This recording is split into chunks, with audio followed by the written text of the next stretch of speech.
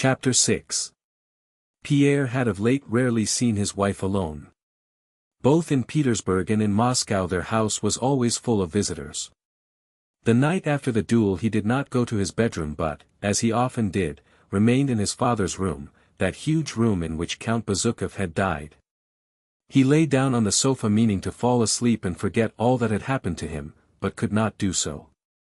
Such a storm of feelings, thoughts, and memories suddenly arose within him that he could not fall asleep, nor even remain in one place, but had to jump up and pace the room with rapid steps.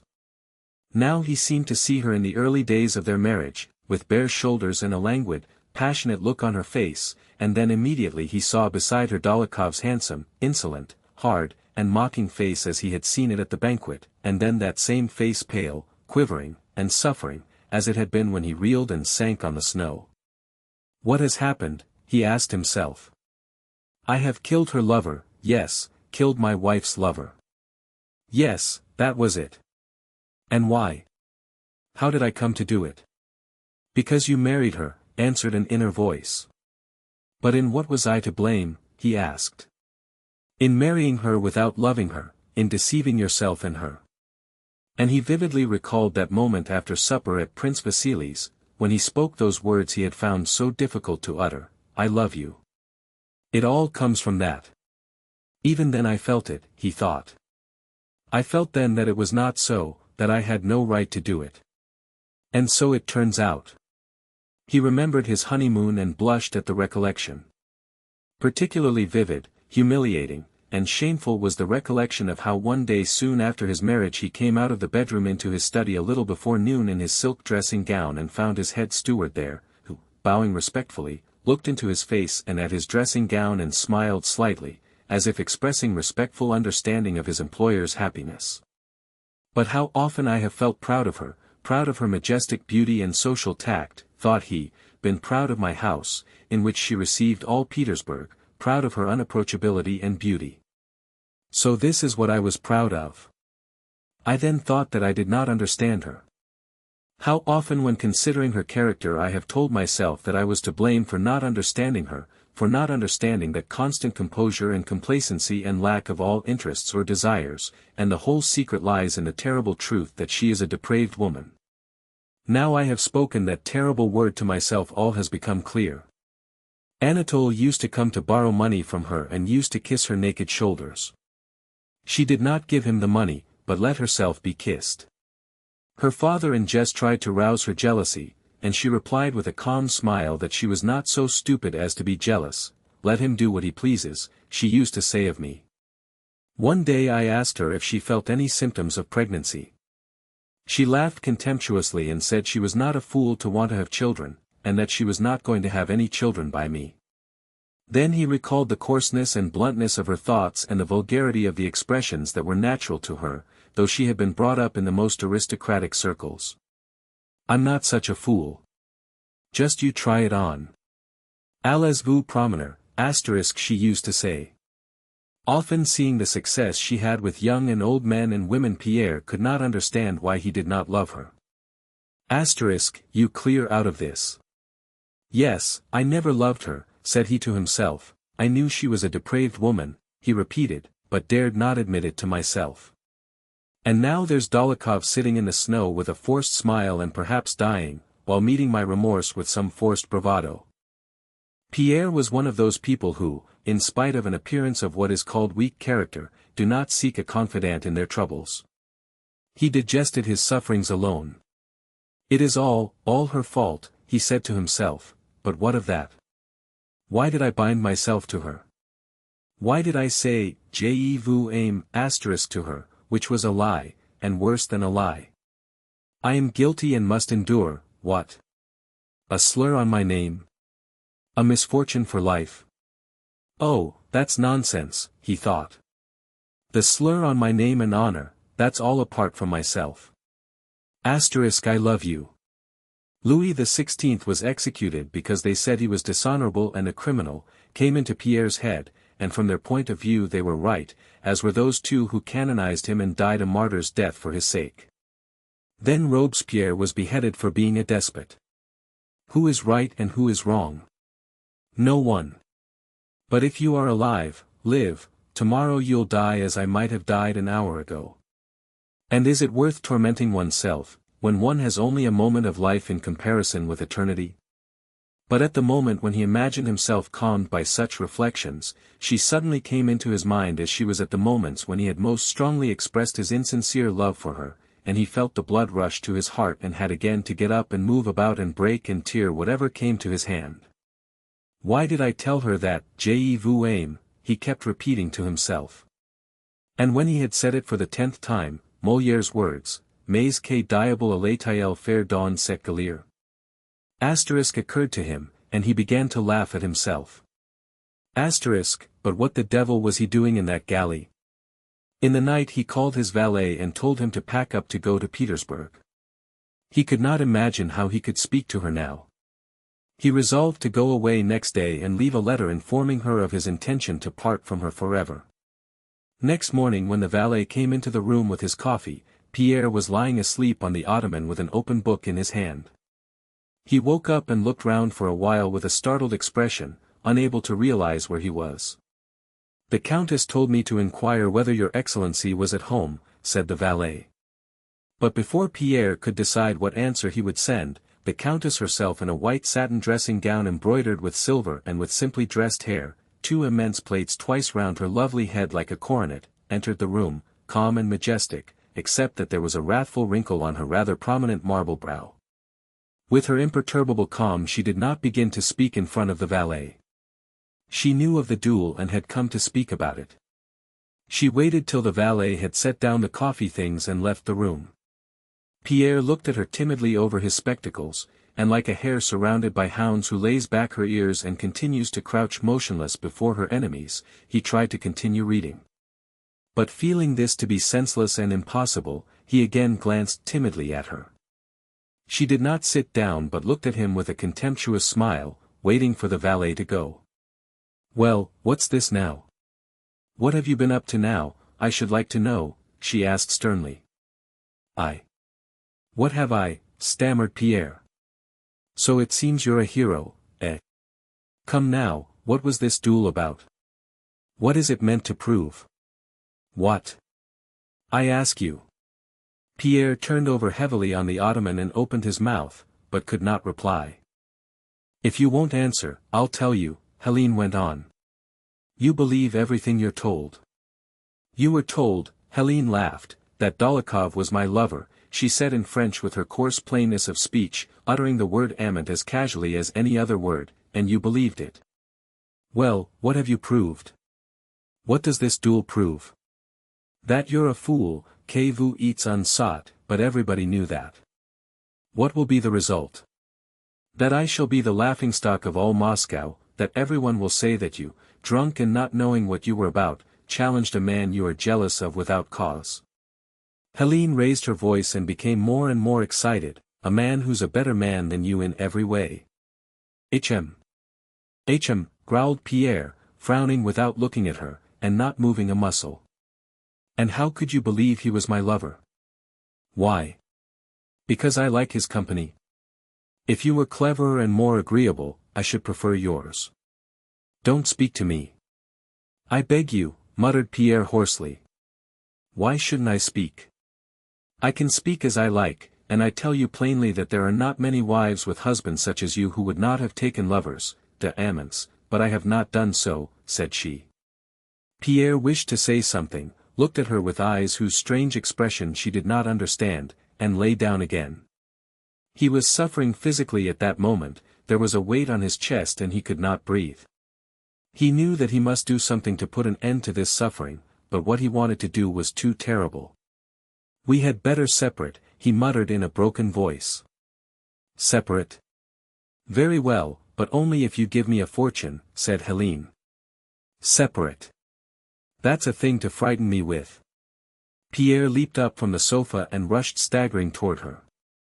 "I'll kill you," he shouted, and seizing the marble top of a table with a strength he had never before felt, he made a step toward her brandishing the slab. Helene's face became terrible, she shrieked and sprang aside.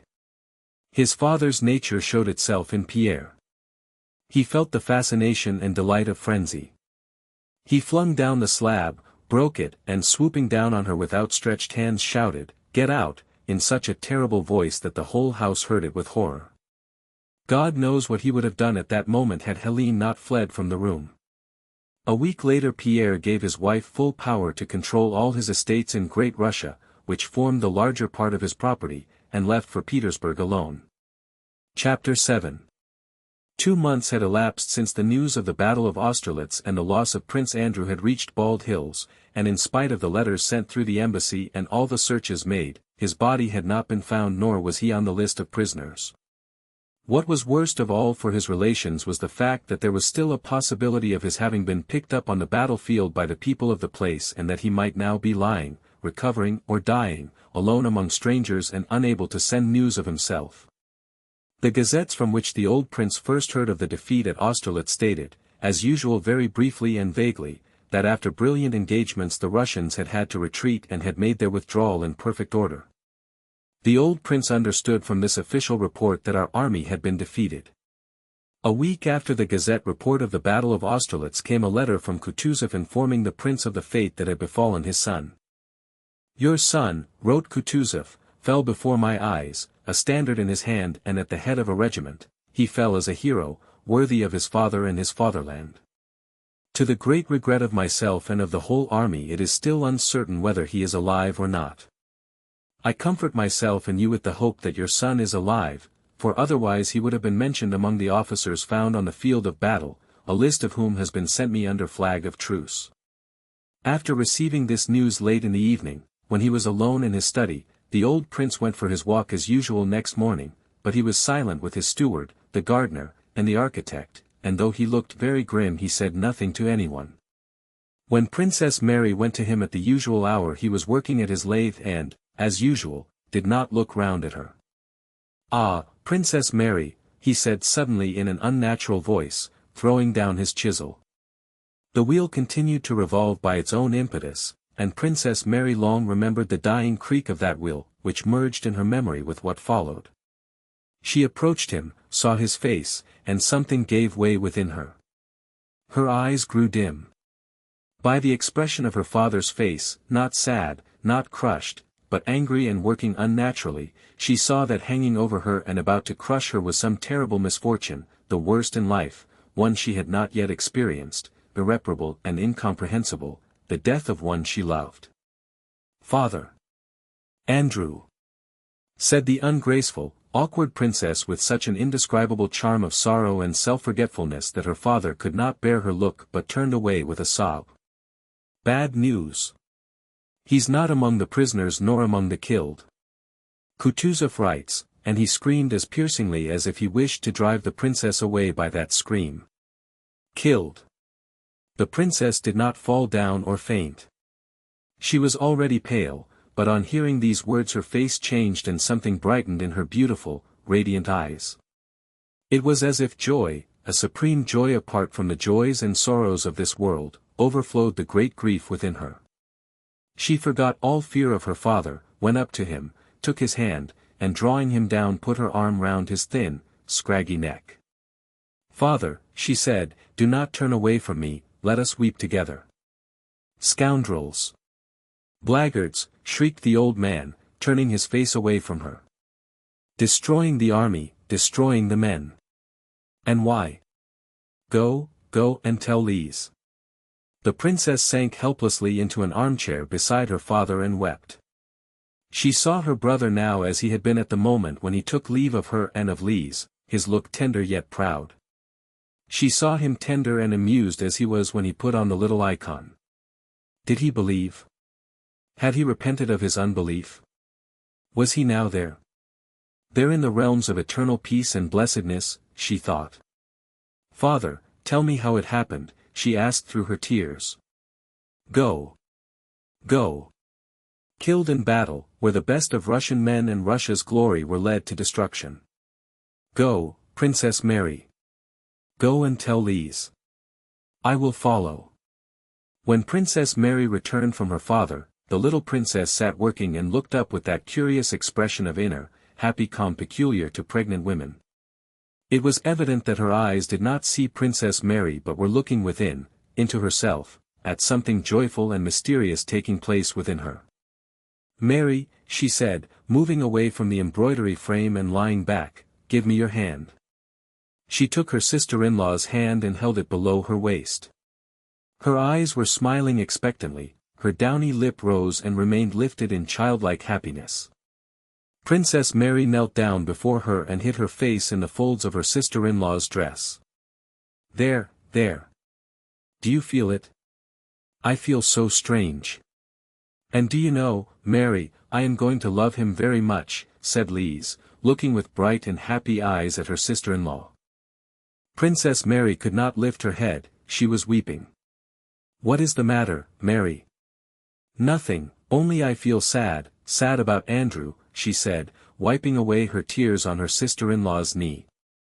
Several times in the course of the morning Princess Mary began trying to prepare her sister-in-law, and every time began to cry. Unobservant as was the little princess, these tears, the cause of which she did not understand, agitated her. She said nothing but looked about uneasily as if in search of something.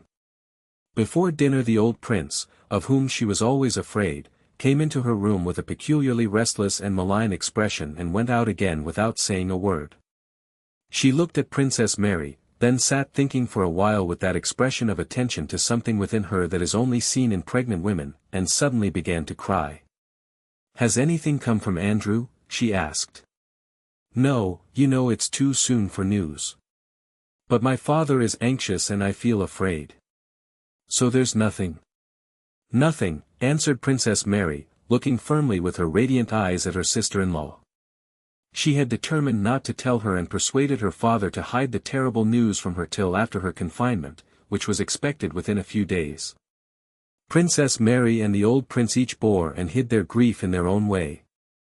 The old prince would not cherish any hope. He made up his mind that Prince Andrew had been killed, and though he sent an official to Austria to seek for traces of his son, he ordered a monument from Moscow which he intended to erect in his own garden to his memory, and he told everybody that his son had been killed. He tried not to change his former way of life, but his strength failed him. He walked less, ate less, slept less, and became weaker every day.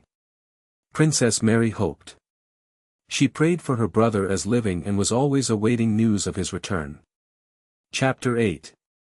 "Dearest," said the little princess after breakfast on the morning of the 19th March, and her downy little lip rose from old habit, but as sorrow was manifest in every smile, the sound of every word, and even every footstep in that house since the terrible news had come, so now the smile of the little princess, influenced by the general mood though without knowing its cause, was such as to remind one still more of the general sorrow. "Dearest, I'm afraid this morning's frühstück asterisk, as Foka the cook calls it, has disagreed with me.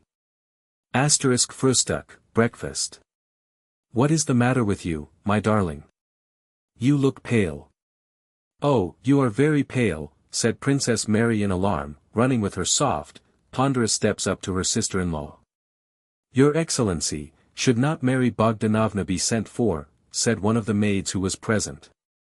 Mary Bogdanovna was a midwife from the neighboring town, who had been at Bald Hills for the last fortnight. "Oh yes," assented Princess Mary, "perhaps that's it.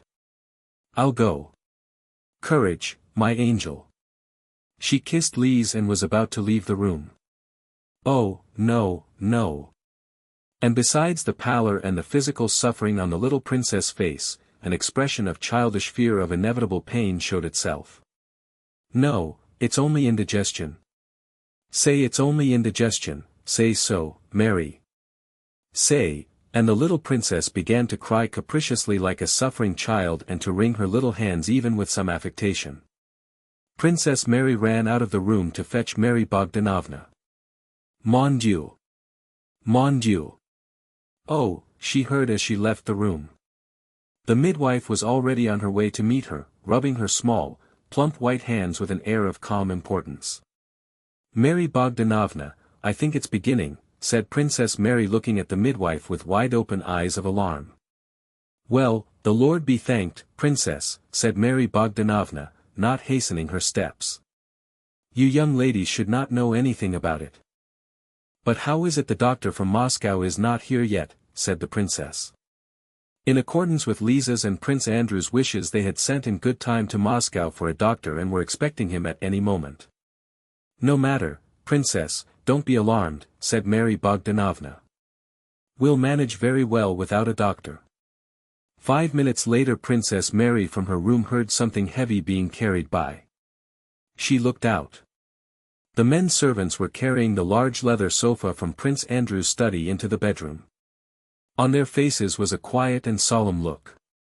Princess Mary sat alone in her room listening to the sounds in the house, now and then opening her door when someone passed and watching what was going on in the passage. Some women passing with quiet steps in and out of the bedroom glanced at the princess and turned away. She did not venture to ask any questions, and shut the door again, now sitting down in her easy chair, now taking her prayer book, now kneeling before the icon stand. To her surprise and distress she found that her prayers did not calm her excitement. Suddenly her door opened softly and her old nurse, Praskovia Savishna, who hardly ever came to that room as the old prince had forbidden it, appeared on the threshold with a shawl round her head.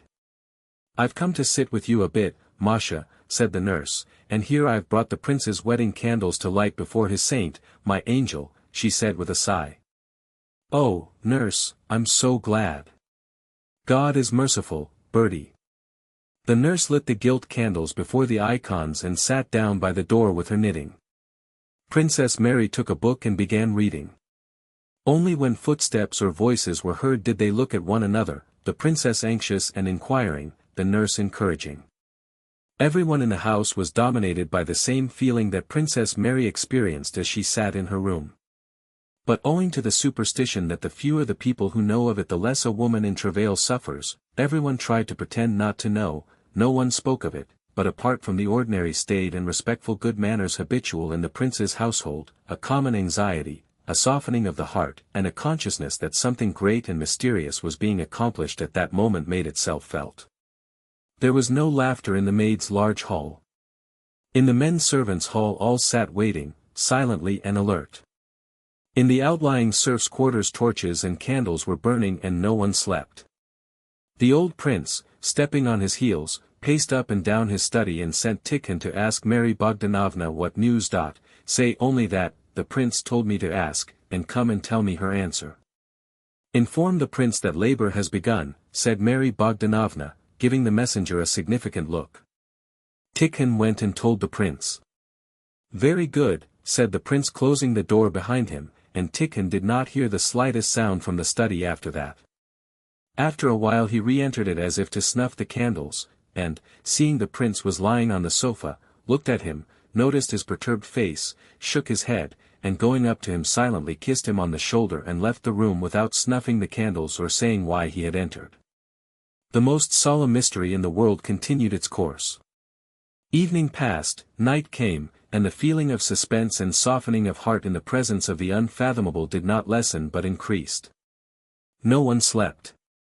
It was one of those March nights when winter seems to wish to resume its sway and scatters its last snows and storms with desperate fury. A relay of horses had been sent up the highroad to meet the German doctor from Moscow who was expected every moment, and men on horseback with lanterns were sent to the crossroads to guide him over the country road with its hollows and snow-covered pools of water. Princess Mary had long since put aside her book. She sat silent, her luminous eyes fixed on her nurse's wrinkled face, every line of which she knew so well, on the lock of grey hair that escaped from under the kerchief, and the loose skin that hung under her chin. Nurse Savishna, knitting in hand, was telling in low tones, scarcely hearing or understanding her own words, what she had told hundreds of times before, how the late princess had given birth to Princess Mary in Kishinev with only a Moldavian peasant woman to help instead of a midwife.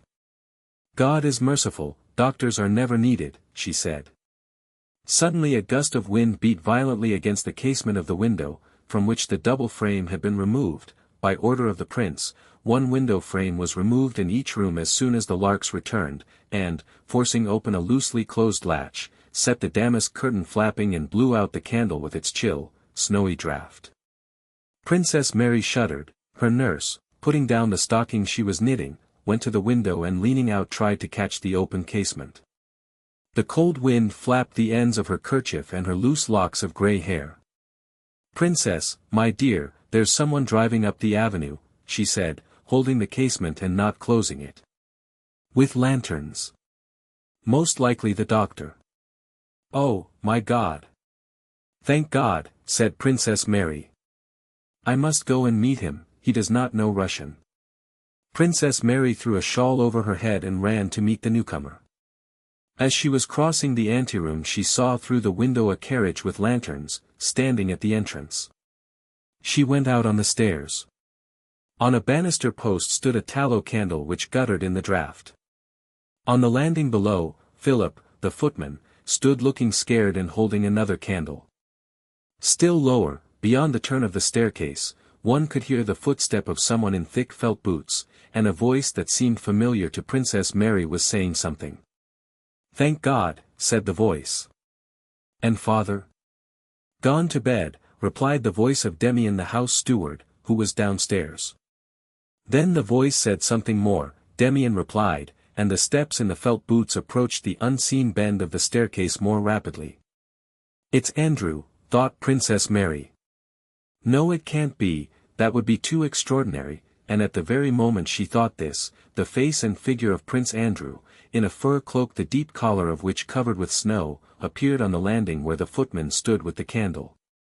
Yes, it was he, pale, thin, with a changed and strangely softened but agitated expression on his face. He came up the stairs and embraced his sister. You did not get my letter, he asked, and not waiting for a reply, which he would not have received, for the princess was unable to speak, he turned back, rapidly mounted the stairs again with the doctor who had entered the hall after him, they had met at the last post station, and again embraced his sister. What a strange fate, Masha darling. And having taken off his cloak and felt boots, he went to the little princess' apartment.